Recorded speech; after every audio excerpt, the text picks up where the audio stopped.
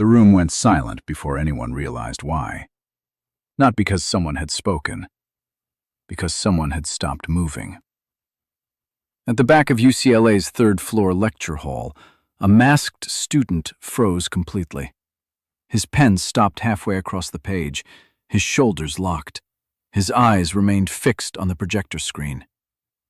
And at the front of the room, Professor Marcus Richardson had no idea he had just made the biggest mistake of his academic career. "Billie Jean," he said confidently, tapping the slide with a laser pointer, "might be one of the simplest chord progressions in popular music history." A few students chuckled, several nodded. One even wrote the sentence down. The masked student in the back did not move. October 1993, UCLA, Advanced Harmonic Analysis. A course feared by undergraduates and respected by graduate students.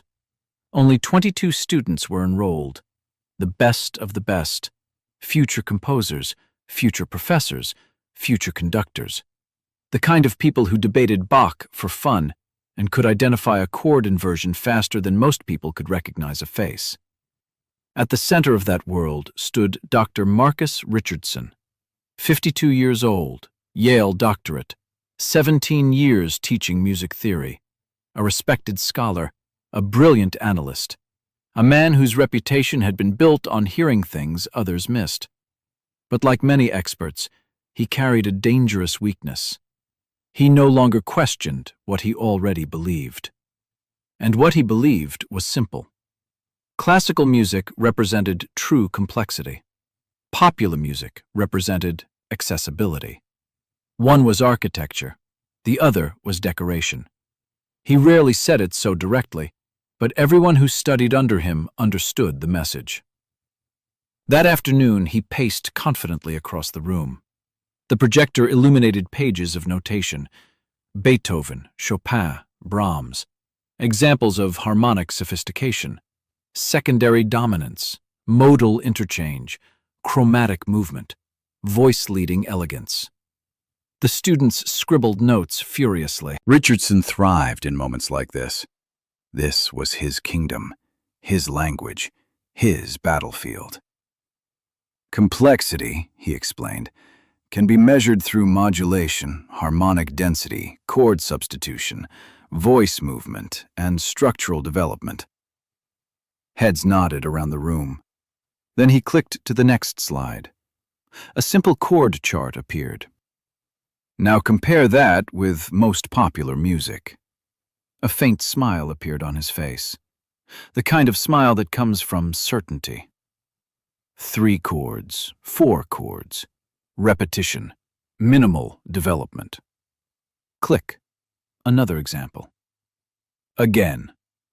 Click. Another. Again. Then came the final slide. A song title, Billie Jean. The room immediately recognized it. Even the students who pretended to dislike pop music knew every note. Richardson pointed toward the screen. An extraordinary commercial success. He paused. Yet, harmonically, remarkably simple. The sentence landed heavily. Not because it was controversial, because it sounded final, like a verdict. The masked student at the back slowly lowered his notebook. Richardson continued. The verse is built around an extremely limited harmonic structure. Laser pointer. Tap, tap, tap. Minimal movement. Tap. Very little harmonic variation. Tap. 3 chords.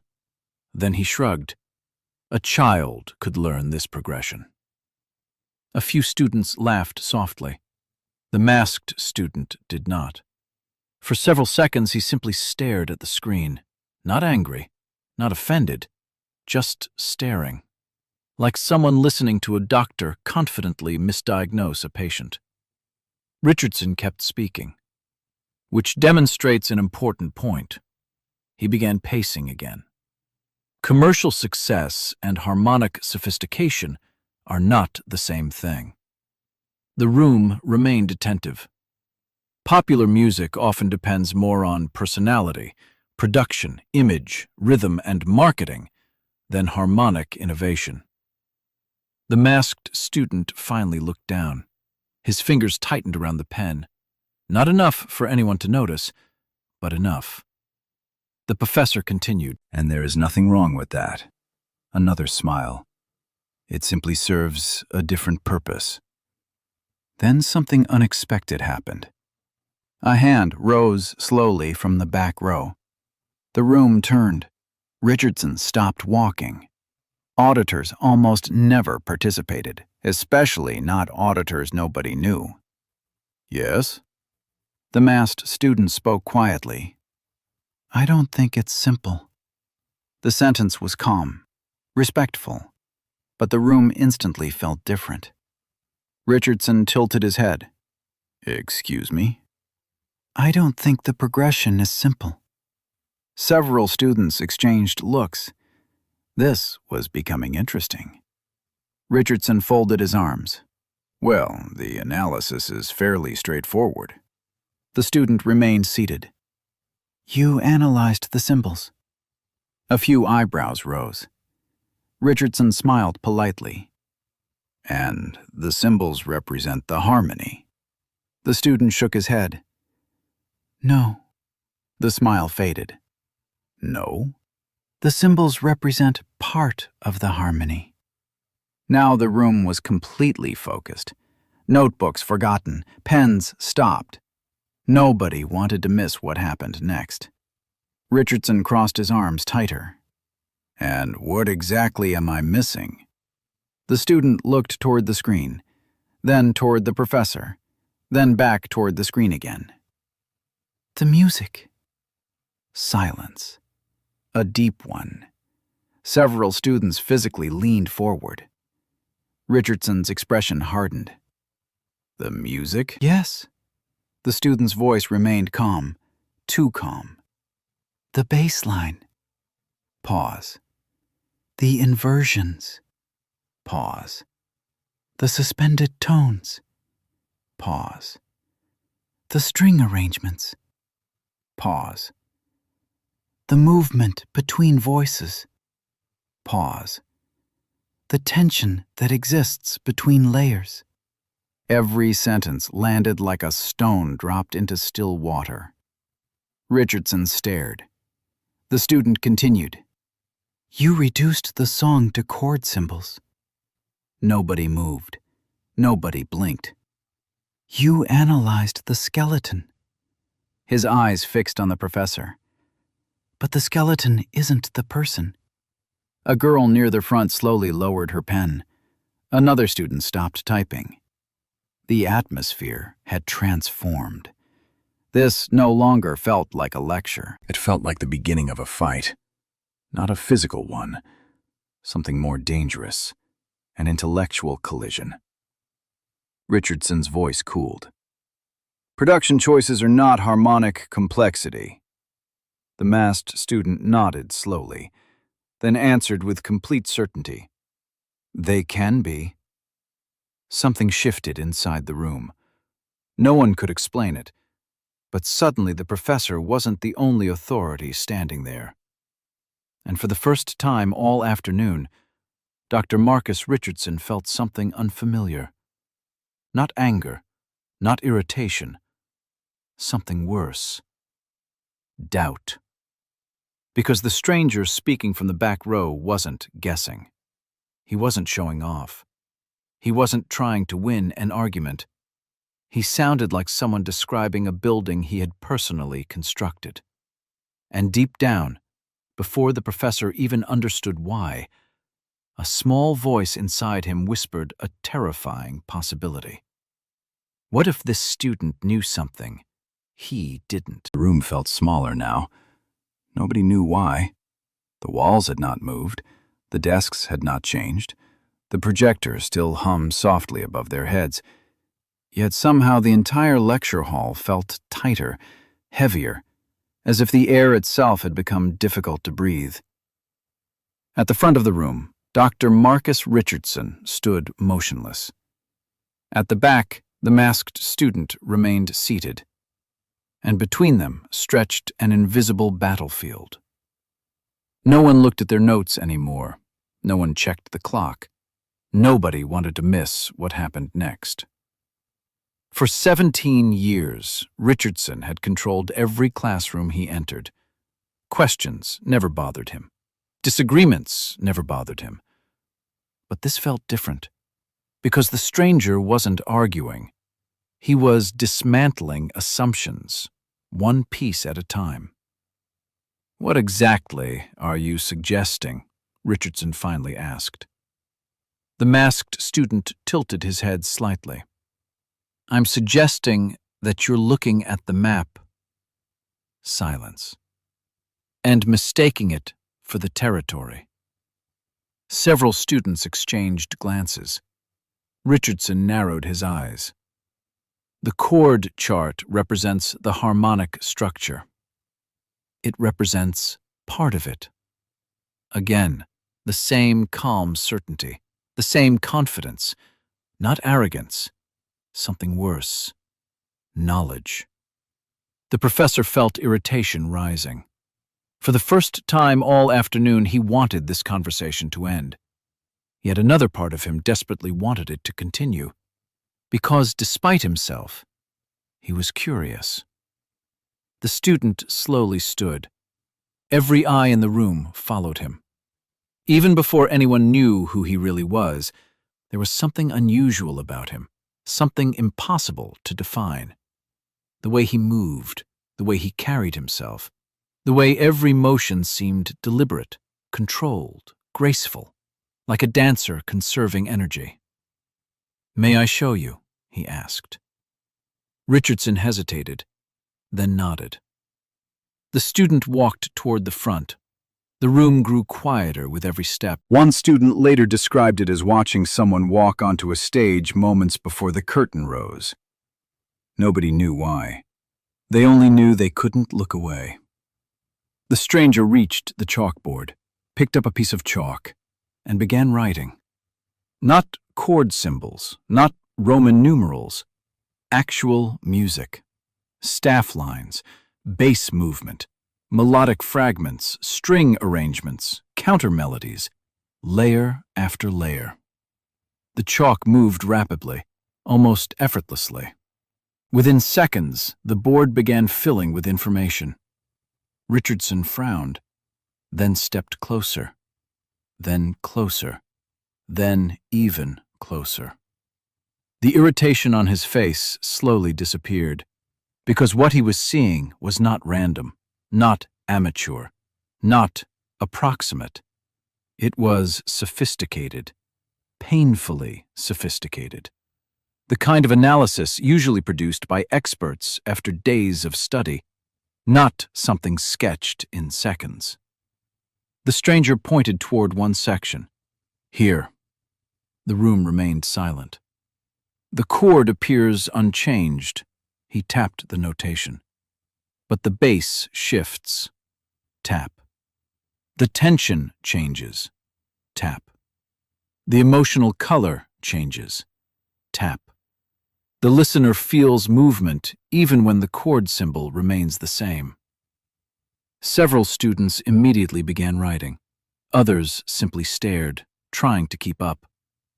The stranger continued. "The bass is telling one story." He drew another line. "The strings are telling another." Another line. "The melody is telling another." Another. "The rhythm section is creating pressure underneath all of them." He stepped back. "And your ears process all of it simultaneously." The room was captivated. Even Richardson, especially Richardson, because every point was correct, not just correct, brilliant. The stranger moved farther down the board. His explanations became deeper, sharper, more dangerous. "You see simplicity."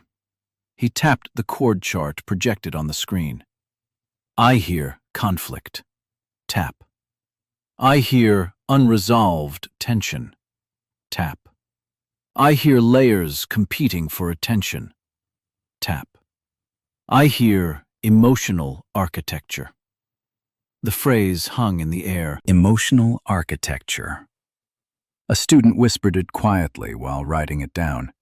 Richardson noticed, and for the first time that day, he felt nervous. Not because he was losing an argument, because he was learning. And learning meant accepting he might have been wrong. The stranger continued drawing, measure after measure, line after line, every explanation exposing another hidden layer. The classroom became completely absorbed.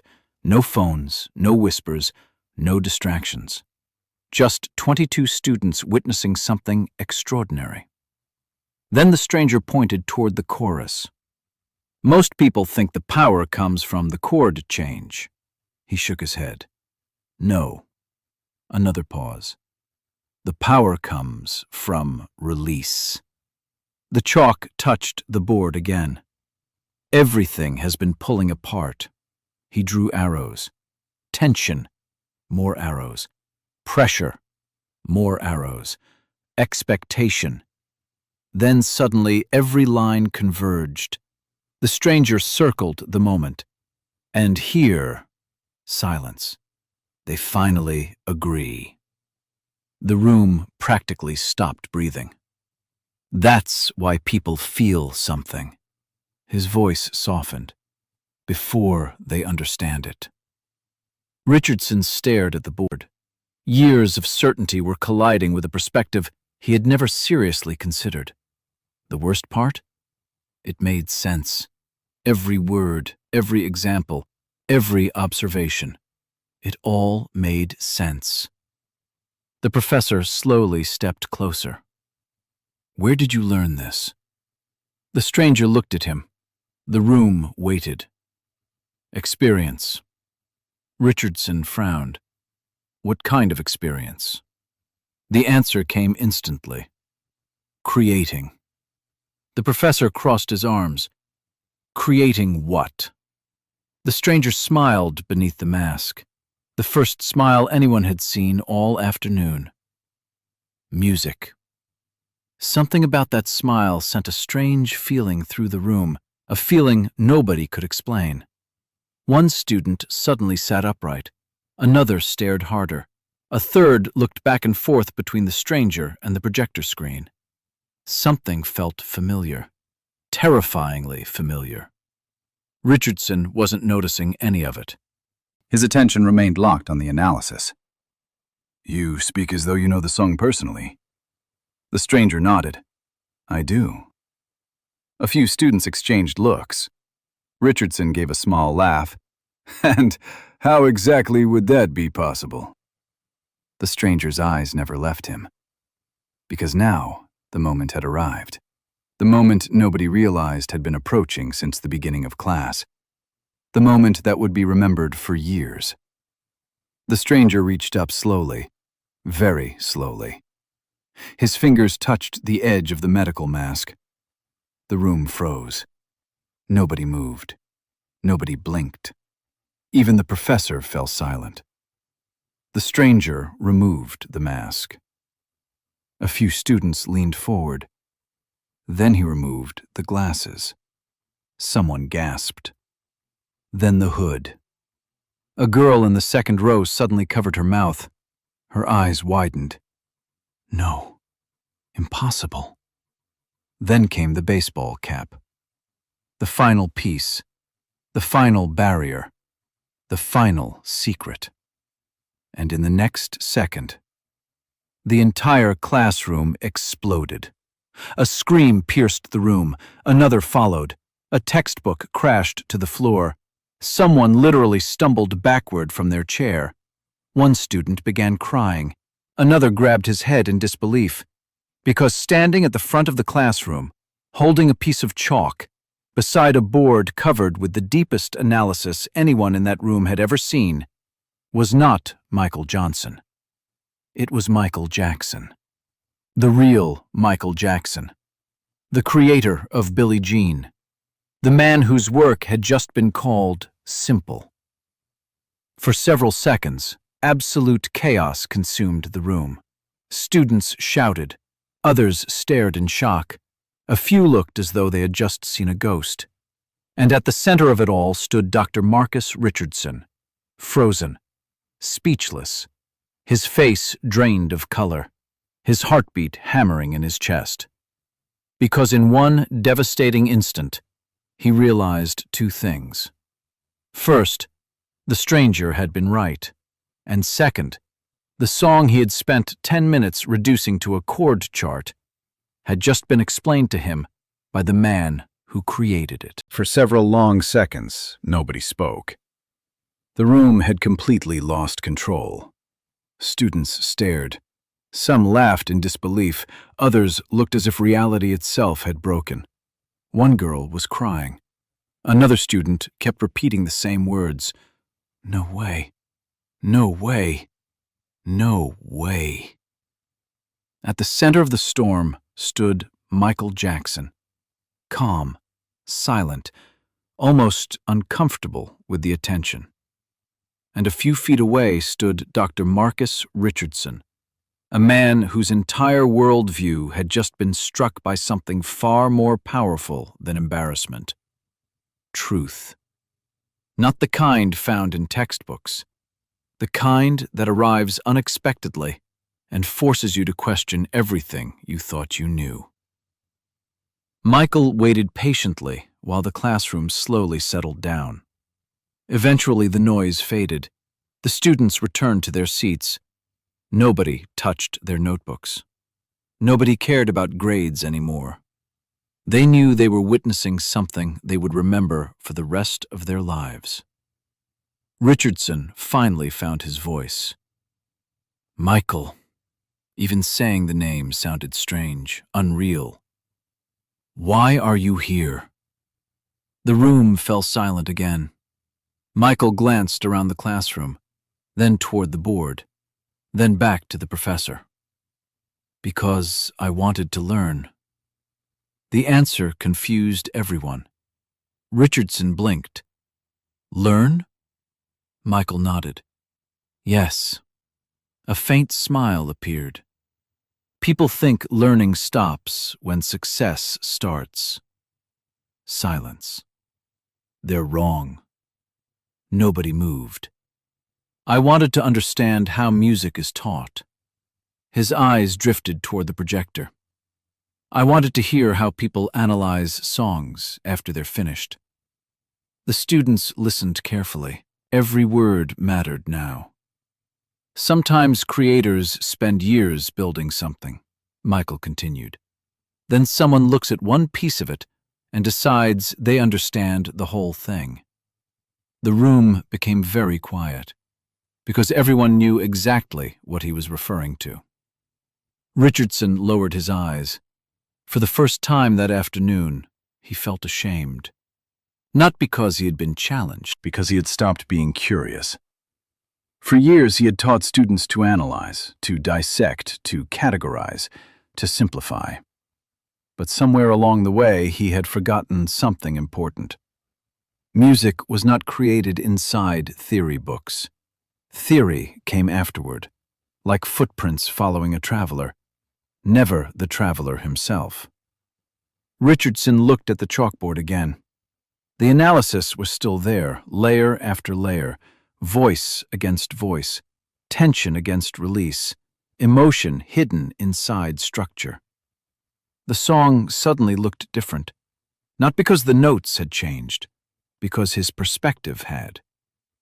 He turned toward Michael. When I called it simple, his voice trailed off. Michael waited. I wasn't listening carefully enough. The words felt heavy, almost painful. Yet the moment he said them, something strange happened. The weight began to disappear. Michael smiled, not triumphantly, not arrogantly, kindly. Most people aren't. The professor laughed softly, a genuine laugh this time, the first honest laugh of the afternoon. The tension in the room eased. Students exchanged smiles. The battle was over. What remained was something better. understanding. One student raised her hand. Neither man noticed at first. Then Michael pointed toward her. She stood nervously. If theory isn't enough, she hesitated. What matters most? The question hung in the air. Everyone wanted the answer. Michael thought for a moment. Then he walked slowly toward the board. He pointed at the chord chart. Structure matters. Then he pointed at the larger analysis. Detail matters. Then he placed his hand over his chest. But feeling matters too.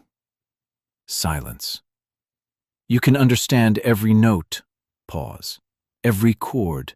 Pause. Every rhythm. Pause. And still miss the music. Nobody wrote anything. They simply listened. Because they understood they were hearing something bigger than a lecture. Something closer to wisdom. Michael continued. The audience doesn't experience a chord chart. The room remained perfectly still. They experience emotion. Another pause. Fear. Pause. Hope. Pause. Longing. Pause. Joy. His voice softened. If people feel something, they'll remember it forever. No one spoke, not even Richardson, because everyone in the room suddenly understood why Billie Jean had survived while thousands of technically impressive songs had disappeared. Not because it was complicated, because it connected. The professor slowly nodded, a realization finally settling into place. For years, he had been measuring complexity, but he had not always been measuring impact, and the two were not the same thing. The remainder of the class turned into a conversation unlike anything UCLA had ever seen. Students asked questions. Michael answered. They discussed songwriting, production, performance, emotion, creativity, failure, success. For nearly 2 hours, nobody wanted to leave. Eventually, the session ended. The students slowly filed out, still talking, still processing what had happened. Many would tell the story for decades. Some would build careers inspired by that afternoon. Others would completely change how they viewed music. Yet the most profound change happened to only one person, Dr. Marcus Richardson. Before leaving, he stopped Michael near the door. The classroom was almost empty now. Only a few students remained. Richardson extended his hand. Michael shook it. Then the professor said something no one expected. I owe you an apology. Michael shook his head. No. Richardson looked confused. Michael smiled. You owe your students curiosity. The words struck harder than any criticism could have, because they were true. Months later, Richardson began redesigning his courses. He still taught Bach, still taught Beethoven, still taught Chopin, but now he also taught modern music, film scores, production techniques, layered arrangements, recording practices, the things hidden behind the chord charts. Enrollment increased. Students loved it. More importantly, Richardson loved it. For the first time in years, teaching felt exciting again, because he was learning too. Years later, while writing a book on harmonic perception in modern music, he found himself thinking about that afternoon, that small classroom, that quiet student in the back row. That moment, certainty collided with reality. When the manuscript was finally finished, he wrote a single sentence in the acknowledgments. A sentence inspired by the encounter that changed his life. To Michael, who reminded me that simplicity and genius are often the same thing, viewed from different distances. And perhaps that was the greatest lesson of all.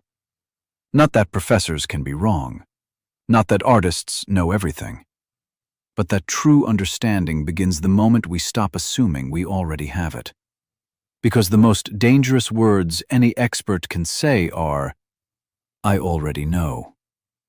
And the most powerful words any learner can say are, "Teach me." That afternoon at UCLA, a professor arrived ready to teach music theory. Instead, he learned humility. He learned curiosity. And most importantly, he learned that behind every masterpiece lies a depth that cannot always be measured by the symbols written on a page. Sometimes, the things that look simple from a distance are the most extraordinary when viewed up close.